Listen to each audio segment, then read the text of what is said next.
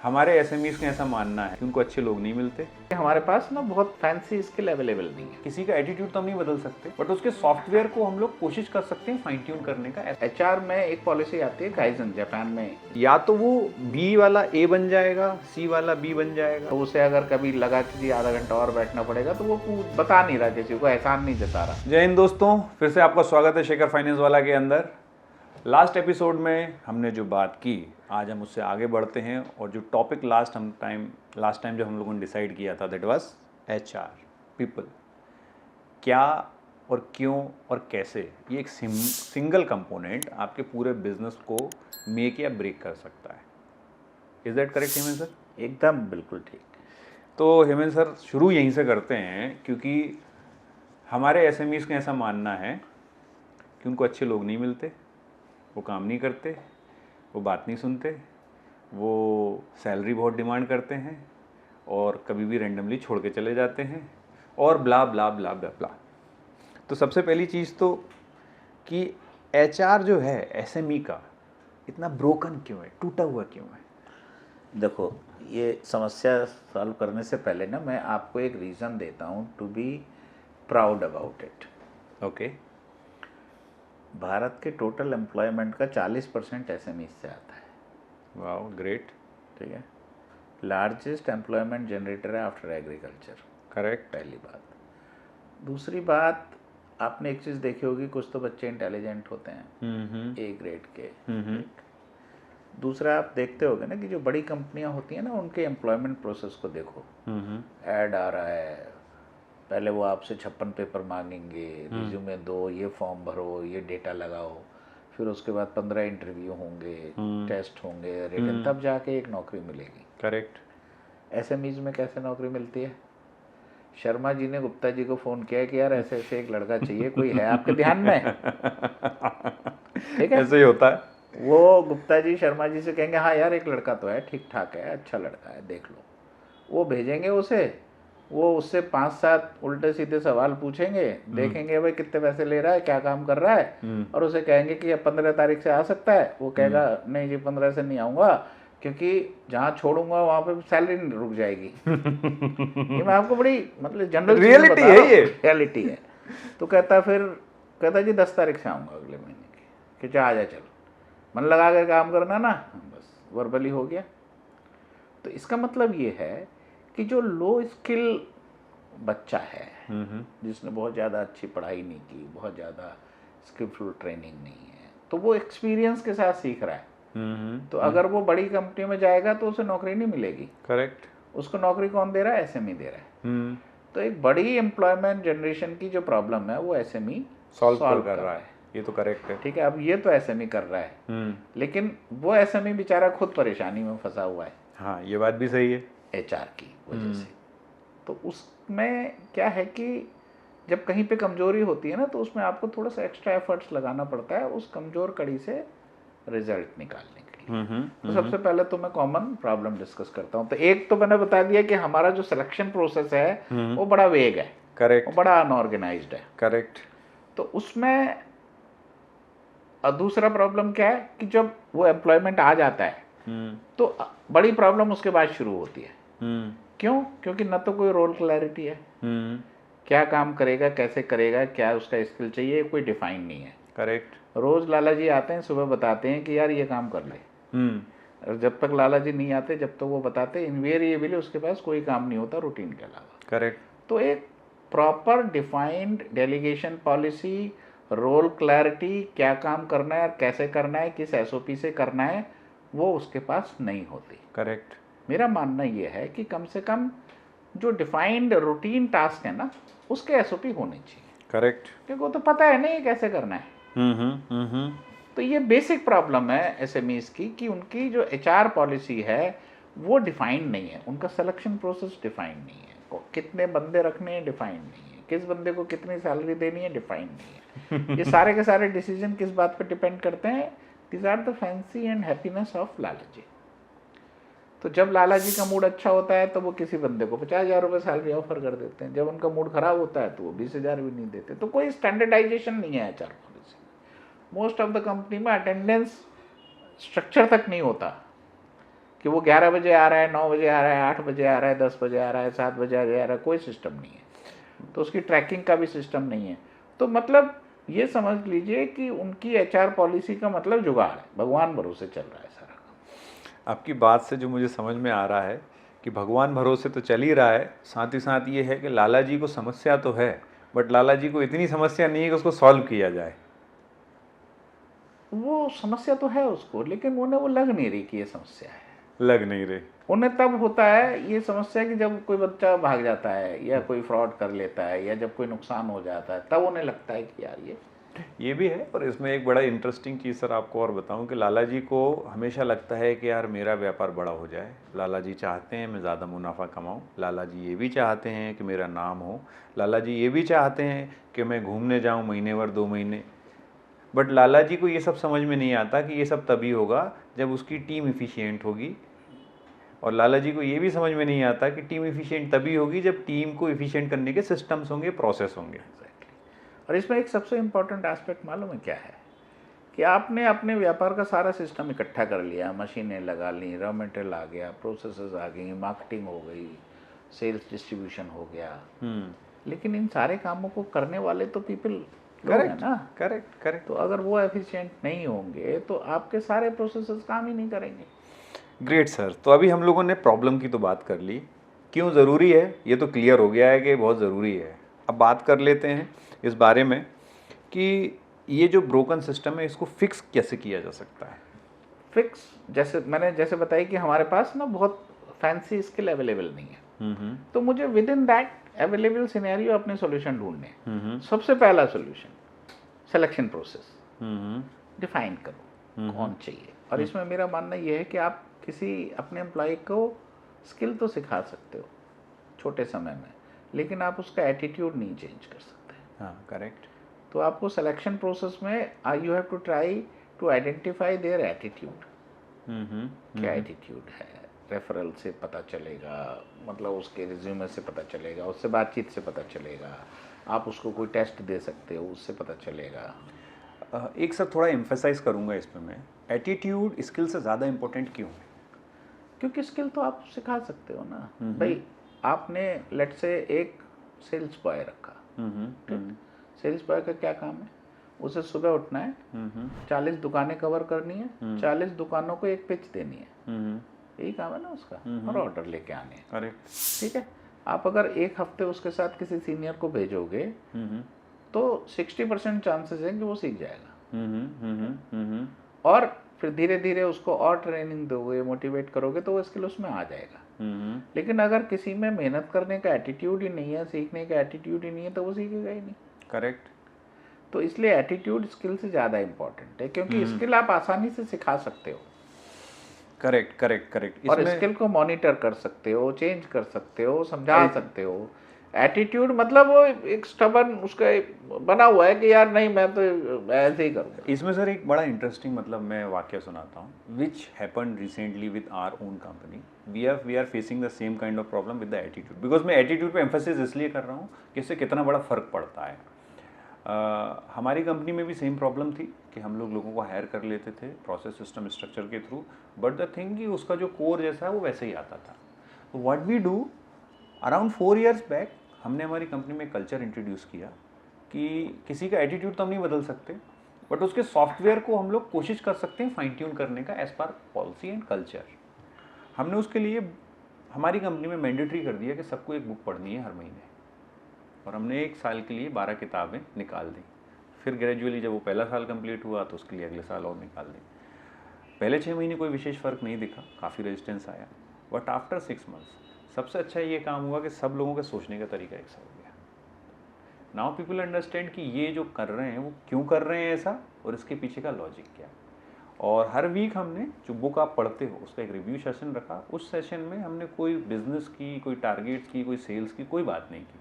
उसमें केवल ये बात होती है कि आपने कौन सी बुक पढ़ी, आपने क्या सीखा, उसको कैसे इम्प्लीमेंट किया। और लिटरली बता रहा हूँ सर, 90% जो प्रॉब्लम्स थी एम्प्लॉयज़ को लेके, बिहेवियर को लेके, एटीट्यूड को, vanished. So literally it works but you told कि एटीट्यूड लिटरली बहुत इंपॉर्टेंट चीज़ है, स्किल से ज़्यादा इंपॉर्टेंट है, it is again true. Now second aspect क्या है सर इसका? दूसरा, आपने सिलेक्शन कर लिया, करेक्ट। ठीक है, अब आपको उसको रोल डिफाइन करना है। What is? क्योंकि होता क्या है, जो खासकर एसएमई की प्रॉब्लम है कि कई बार ऐसा होता है कि कोई काम कोई अटेंड नहीं कर रहा और एक काम को 3 आदमी कर रहे हैं क्योंकि डेलीगेशन का, रोल का वहाँ कोई क्लैरिटी है ही नहीं। करेक्ट। तो वो आपको डिफाइन करना पड़ेगा कम से कम। देखिए, एचआर में एक पॉलिसी आती है काइजन, जापान में इसका बड़ा जिक्र होता है। इनोवेशन की एक पॉलिसी होती है जिसमें हर एम्प्लॉय को जो वो काम कर रहा है उससे रिलेटेड क्या इनोवेशन किया जा सकता है, ये फीडबैक देना है। ठीक है, तो जो रूटीन टास्क है आपका वो आपने डिफाइन कर रखा है, ये काम ऐसे होगा, एक्स करेगा, इतने टाइम में करेगा, वो डिफाइंड है। ठीक है, अब आपके पास आ गए नॉन डिफाइंड, जो डायनेमिक प्रॉब्लम्स आती हैं उनको कैसे करोगे आप? उन्हें तो आप डिफाइन नहीं कर सकते। करेक्ट। तो जब आप डिफाइन टास्क प्रॉपरली आपका रेगुलेटेड है, डिफाइंड है, रोल क्लैरिटी है, तो आपके पास वो समय बचेगा कि जिसमें आप ये डायनामिक और नॉन डिफाइंड टास्क आप ही का वही एम्प्लॉय कर पाएगा। तो वहाँ पे उसकी एफिशिएंसी को बढ़ाने के लिए बहुत सारी थ्योरी हैं, काइजन में से एक है, आप कुछ भी कर सकते हैं, फीडबैक सिस्टम, इनोवेशन सिस्टम, कुछ भी लगा सकते हैं। लेकिन आपको जो एंगेजमेंट की बात मैं करता हूँ ना, कि जहाँ पे ह्यूमन एलिमेंट है उसके एंगेजमेंट के लिए आपको काम कुछ ना कुछ करना पड़ेगा। कुछ ना कुछ करना पड़ेगा। Correct correct correct. तो हम बात कर रहे थे एंगेजमेंट की, जैसे कस्टमर एंगेजमेंट की बात की, तो people engagement again it's very important. उस एंगेजमेंट से क्या होगा कि आप उसके साथ बातचीत हो रही है, उसका ऑर्गेनाइजेशन में क्या रोल है उसके ऊपर चर्चा हो रही है, और उस रोल को वो कैसे बढ़ा सकता है उसकी चर्चा हो रही है। और आपके ऑर्गेनाइजेशन में अगर आपका एक proper motivation and incentive culture आपने डेवलप किया हुआ है, तो it will fuel to the growth of your organisation. Very good very good very good. इसमें एक और सर, अगर बिजनेस ओनर करे ऐड, तो जो मुझे लगता बहुत है, अपने बिजनेस के अंदर हायरिंग प्रोसेस को सिंपल कर दो। देखिए, सिंपल इज द बेस्ट। चलिए, ग्रेट सर। एनीथिंग एल्स इसमें कुछ और ऐड कर सकता है एसएमई अपने? देखो, आपका जो एम्प्लॉय है ना, वो आपके बिजनेस का सबसे बड़ा एसेट है। ये जो चीज़ सर आपने बोली ना, इसको थोड़ा एलोबरेट करिए, बिकॉज लोगों को समझ में आए कि ये कैसे एसेट है एक्चुअली। क्योंकि आपका जितनी बाकी की सारी चीजें हैं ना, वो उनमें जान नहीं है। ठीक, मशीन है, उसकी एक कैपेसिटी है, वो उसी कैपेसिटी पे काम करेगी। करेक्ट। बाकी की आपकी सारी भी बिजनेस के जितने कंपोनेंट है उनकी एक कैपेसिटी है। करेक्ट। एक सिर्फ ह्यूमन एलिमेंट ऐसा है कि जो डायनामिक है, इसकी कोई फिक्स उसकी कैपेसिटी कोई नहीं। फिक्स कैपेसिटी नहीं है। अगर आपने इसे मोटिवेट कर लिया तो वो आपको एक्सीलेंट रिजल्ट दे सकता है, नंबर 1। नंबर 2, आपके बिजनेस के सारे जो बाकी के कंपोनेंट हैं उनका यूज कौन करेगा? मशीन को चला के जो रिजल्ट निकालेगा वो एम्प्लॉय निकालेगा ना। Correct correct. एचआर ही निकालेगा ना। इनोवेशन अगर कोई लेके आना है कंपनी में तो कौन लाएगा? एम्प्लॉय ही लेके आएगा। तो किसी भी बिजनेस की जो सक्सेस है, ग्रोथ है, पेस ऑफ ग्रोथ है, क्वांटम ऑफ ग्रोथ है, it depends upon your success of your HR. वाह सर, ग्रेट। एनीथिंग एल्स, कुछ और आपको लगता है इसमें ऐड करना चाहिए? मेरा मानना तो यह है कि, और इसमें एक नेचर होता है ना हर एक एम्प्लॉय का। आपने देखा होगा कि कुछ लोग सेल्फ मोटिवेटेड होते हैं, उसको काम करने के लिए बहुत कुछ बताना नहीं पड़ता, याद नहीं दिलाना पड़ता, फॉलो अप नहीं करना पड़ता, टोकना नहीं पड़ता। कुछ लोग ऐसे होते हैं कि उसे एक बार काम बता दिया, उसे पता है कि ये काम करना है खत्म, तो उसे अगर कभी लगा कि जी आधा घंटा और बैठना पड़ेगा तो वो बता नहीं रहा, किसी को एहसान नहीं जता रहा, वो काम खत्म करके जा रहा है। तो वो उसमें एक नेचर होती है, वो सेल्फ मोटिवेटेड होता है। कुछ लोग ऐसे होते हैं कि जिनको बताना पड़ता है, फॉलो अप करना पड़ता है, फीडबैक लेना पड़ता है। और कुछ लोग ऐसे होते हैं कि कुछ भी कर लो, उनकी सेहत पे कुछ नहीं पड़ता। आपके ऑर्गेनाइजेशन में ये तीनों प्रकार के लोग होते हैं। तो एज ए एंटरप्रेन्योर आपका इसमें जो रोल है वो सबसे इम्पोर्टेंट ये है कि आपकी जो ए कैटेगरी है ना, जो सेल्फ मोटिवेटेड लोग हैं, उनको आपको रिटेन करना है, उनका एग्जाम्पल दे के बाकी सारे लोगों को मोटिवेट करना है। ए कैटेगरी के लोगों को इंसेंटिवाइज करना है, जिससे कि लोगों को पता चले कि यार ऐसे काम करने पे पैसा भी मिलता है। करेक्ट। क्योंकि पैसे से बड़ा मोटिवेटर कोई नहीं है। कुछ नहीं है। बाकी सारे फैक्टर हैं, लेकिन पैसा मोटिवेट करता है। करेक्ट। तो वो सब आपको इंश्योर करना है कि जो सेल्फ मोटिवेटेड है, आपके लिए काम कर रहा है, तो उसका ध्यान आप करें। क्योंकि वो चला गया तो आपके ऑर्गेनाइजेशन पे फर्क पड़ने वाला है। Correct correct correct correct. और वैसे भी इंडिया में ए ग्रेड के लोग कम हैं, वो सभी पूरे संसार में कम है। बट सर मुझे पर्सनल एक इसमें एक्सपीरियंस रहा है कि इंडिया में स्किल वाइज कहीं ना कहीं थोड़ा डिफरेंस है। ऑल टुगेदर डिफरेंट डिबेट है, बट वो तो बट अभी आप ए के बाद बी और सी का क्या करना है वो और बताइए। बी और सी के लिए आप ना बहुत ज़्यादा कुछ कर नहीं सकते। बी कैटेगरी जो है उसके लिए आपको ये इंश्योर करना है कि जब आपको पता है कि ये बंदा टोकने से काम करेगा तो फिर उसे टोको। मतलब उसमें आप अननेसेसरी किसी से ये एक्सपेक्ट मत करो कि ये कन्वर्ट हो जाएगा। ठीक है, तो आपको अगर पता है कि इस व्यक्ति से फॉलो अप लेना है तो ये सिस्टम बनाओ कि उसका फॉलो अप लिया जाए। इसमें एक सर मैं चीज़ ऐड करना चाहूँगा। अभी बेसिकली ये जो B A B C category आपने बताई, I read a book which is very good, 0 to 1, Peter Thiel की बुक है, उसके बारे में उसने लिखा है, उसने इसके बारे में भी लिखा है। और एक और बुक है EOS करके, है ना, एंटरप्रेन्योर ऑपरेटिंग सिस्टम। इन दोनों बुक्स में एक बहुत सिंपल ऑपरेटिंग सिस्टम बताया है कि किस तरीके से आप अपने ऑर्गेनाइजेशन के बी और सी प्लेयर्स को डाइवर्ट या गाइड कर सकते हो ए में कन्वर्ट करने में। और आप एक ऐसी फनल क्रिएट कर सकते हो, उस फनल के जरिए या तो वो बी वाला ए बन जाएगा, सी वाला बी बन जाएगा, या फिर वो बाहर हो जाएगा। तो वो प्रोसेस इतनी अच्छी है कि उस प्रोसेस के ज़रिए बिजनेस ओनर को नहीं करना पड़ता, ये काम ऑटोमेशन पे हो जाता है। तो अगर आप कोई ऐसी प्रोसेस अपने बिजनेस में इंट्रोड्यूस करेंगे, आई कैन बैट यू, मतलब वी डिड इट, और मैं अपने पर्सनल एक्सपीरियंस से बता सकता हूँ, हमको लोगों को फायर नहीं करना पड़ता, हमको नहीं बोलना पड़ता कि आप बाहर जाइए। आप मानिए लोग खुद समझ जाते हैं कि इस कंपनी के कल्चर में हम काम नहीं कर पाएंगे। तो it's very amazing, it's a wonderful thing. और आपने जो ABC कैटेगरी बताई, मैं सभी एंटरप्रेन्योर से निवेदन करूंगा कि भैया आप एक बार रात को पेपर पेन लेके बैठें और उसमें एक कॉलम में सभी एम्प्लॉय का नाम लिखें, A, B और C उसके आगे मार्क करें। और वो 2 पैरामीटर्स पे मैं सर की आज्ञा से उसमें ऐड करना चाहूँगा। पहला विल, कि वो विलिंग है कि नहीं उस काम को करने में, एंड दूसरा स्किल, उस काम को करने के लिए जो स्किल सेट की रिक्वायरमेंट है उसके पास है या नहीं है। ये चेक करके A, B और C में आप उसको चेक नहीं करें। Wow sir, it's a great conversation till now. Anything else you want to add? बस बी कैटेगरी में एक और बहुत ज़रूरी कंपोनेंट है कि उसको जो आपको डेलीगेशन करना है वो कंप्लीट इंस्ट्रक्शन के साथ करना है। ओके। क्योंकि वो अपना माइंड तो लगा नहीं रहा, तो आपको उसे कंप्लीट इंस्ट्रक्शन देनी है कि आपको ये काम ऐसे करना है। तो उसका फ़ायदा ये होगा कि उस बी कैटेगरी में जो लोग थोड़ा सा टिल्टेड टुवर्ड्स ए होंगे ना, तो वो over a period of time train हो जाएंगे to be in a A category. क्योंकि अगर आपने उसे ठीक से इंसेंटिवाइज किया, मोटिवेट किया, तो थोड़े समय बाद आपको लगेगा कि अब इसको इंस्ट्रक्शन देने का जो लेवल है ना वो घट रहा है, इसको इतना नहीं टोकना पड़ता, तो वो ग्रेजुअली बी से ए में आ जाएगा। एक सर बहुत इंपॉर्टेंट आपने वर्ड यूज़ किया, डेलीगेशन। एक तो आप इसको एक्सप्लेन कीजिएगा और उसके साथ एक चीज़ और बताइएगा सर कि ये सब करने से इस व्यापारी के जीवन में क्या क्या चेंज आएगा।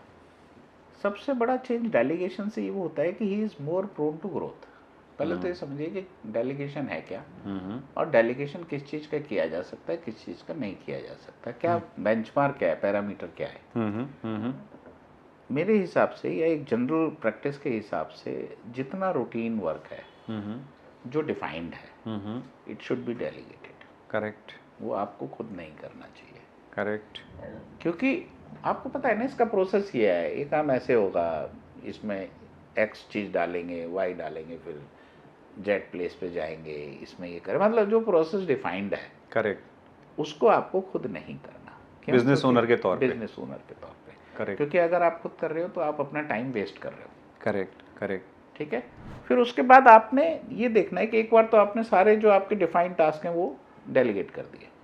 इससे क्या होगा कि एक तो वो काम होता रहेगा, ठीक, लेस वैल्यूएबल रिसोर्सेज आप उसके ऊपर लगा पाएंगे क्योंकि आप तो इनवैल्यूएबल हो ना। तो दूसरा उसके बाद क्या करना है कि जो नॉन डिफाइंड टास्क रह गए आपके पास, उसमें से देखना है कि क्या इनमें से किसी को डिफाइन किया जा सकता है। ओके। जो low value added product task हैं, क्या इनके प्रोसेस सेट किए जा सकते हैं जिनमें रिस्क बहुत ज़्यादा नहीं है, जो नेचर में डायनामिक नहीं है। ओके। आप उनको भी कोशिश करो कि प्रोसेस बनाइए, डेलीगेट कीजिए, क्योंकि वो टेस्टेड नहीं है तो आप उनमें मॉनिटरिंग रखिए, फॉलो अप रखिए। करेक्ट। जिससे कि over a period of time उनकी डेफिनेशन हो जाए, प्रोसेस सेट हो जाए और वो भी कंपल्सरली डेलीगेशन के टास्क में आ जाए। Very good. तो अब आप ये देखेंगे कि आपके पास ना बड़े थोड़े से डायनेमिक टास्क बने जो मोस्टली क्या होंगे, critical decision making, your growth related strategies, product related decision, innovation related decision. तो आप इन सब चीज़ों के लिए टाइम निकाल पाओगे। अदरवाइज तो आप वही सब कुछ करते रहोगे जो कि रूटीन टास्क है। Correct correct. It will give time for you, आपके लिए समय निकल पाएगा। ओके एक सर लास्ट जो मेरा क्वेश्चन था वो रह गया है कि ये सब करने से इन व्यापारी के जीवन में क्या चेंज आएगा? व्यापारी के जीवन में वो प्रोफेशनल हो जाएगा, उसके ग्रोथ के चांसेस बढ़ेंगे, उसका स्ट्रेस लेवल कम होगा, वो नए एवेन्यूज को देख पाएगा। अगर वो 5 प्रोडक्ट पे काम कर रहा है तो 6ठे प्रोडक्ट पे काम कर पाएगा। कहीं वो नई बिजनेस स्ट्रीम के बारे में सोच पाएगा, अपने बिजनेस में कैसे नया इनोवेशन लेके आना है उसके बारे में सोच पाएगा। मतलब वो ग्रोथ का काम तभी कर पाएगा जब वो डेलीगेट करेगा, अदरवाइज वो ग्रोथ नहीं कर पाएगा। Last and most important cheese sir, ये सब जब वो करने जाएगा तो चैलेंजेस आने वाले हैं, एम्प्लॉयज से भी आने वाले हैं, मार्केट से भी आने वाले हैं, और भी 10 चीज़ों के आने वाले हैं। उस समय उसको क्या ध्यान में रखना है? देखिए, चैलेंज का मतलब ग्रोथ अपॉर्चुनिटी। ओके अगर आपके पास चैलेंजेस नहीं है तो मतलब ग्रोथ की अपॉर्चुनिटी नहीं है। चैलेंजेस को डर के आगे जीत है, देखा है ना आपने।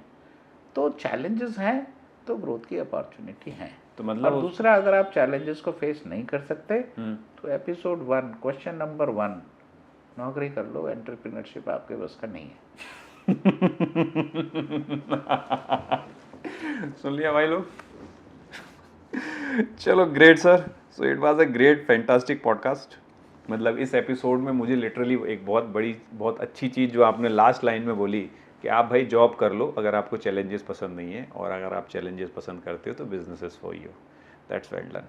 Okay sir, now we will move to very important section, that is wrap up. And wrap up को लेके मैं इतना बोलूँगा कि आज के एपिसोड में हमने जो चीज़ें कवर की हैं बहुत वाइटल हैं, बहुत इंपॉर्टेंट हैं, है ना। हायरिंग कैसे करनी चाहिए, ट्रेनिंग कैसे करनी चाहिए, स्टाफ की KPI KRAs, है ना, उनके रोल डॉक्यूमेंट कैसे बनाने चाहिए, रूटीन्स कैसे बनाने चाहिए, टास्क डेलीगेशन कैसा होना चाहिए, और वो बड़े इंपॉर्टेंट स्टेक होल्डर्स हैं आपके बिजनेस में, और वो एक ऐसा डायनामिक फैक्टर है जो आपके बिजनेस को कहीं से कहीं तक ले जा सकता है।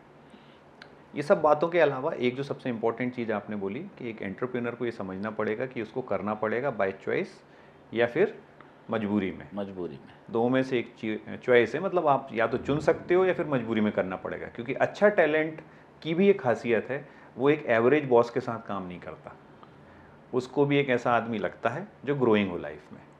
करेक्ट, बिल्कुल सही। सो रैप अप करते हैं यहाँ पर सर। अगले एपिसोड के लिए मैं आप लोगों को बताना चाहूँगा कि हमने आज टैलेंट की बात की है, इस टैलेंट के साथ एक व्यक्ति कनेक्टेड है, that is called your customer. ठीक है, आपके कस्टमर के जर्नी को कैसे इंप्रूव किया जा सकता है, उसके इंटरेक्शन को कैसे इंप्रूव किया जा सकता है, अगले एपिसोड में हम उस विषय में बात करेंगे। तब तक के लिए आप एंजॉय करें इस एपिसोड में, जो आपको सबसे बढ़िया लगा कमेंट में बताएं। जय हिंद।